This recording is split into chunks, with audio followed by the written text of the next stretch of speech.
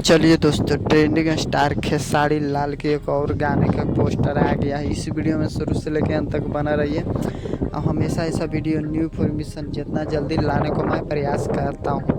Trending star Khesari Lal के एक गाना का पोस्टर है जिस गाना के नाम है रातें भर में। रातें भर में गाने की तो बवाल और धमाल मचा के रख देते भोजपुरी इंडस्ट्री में।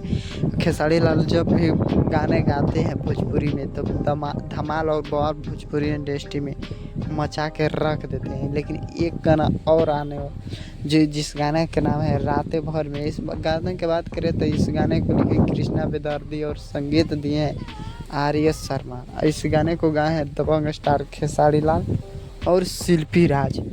शिल्पी राज जब भी गाना गाते हो भोजपुरी इंडस्ट्री में खेसारी लाल तो धमाल और बवाल भोजपुरी इंडस्ट्री में मचा के रख देते हैं। हम हमेशा ऐसा वीडियो न्यू इन्फॉर्मेशन जितना जल्दी दे देता हूँ आप लोग। तो अब बात करें कि कब आएगा, तो इस पर टाइम डेट नहीं दिया गया है कि कब आएगा, लेकिन मेरे अनुमान से 2-3 दिन में आ सकता है।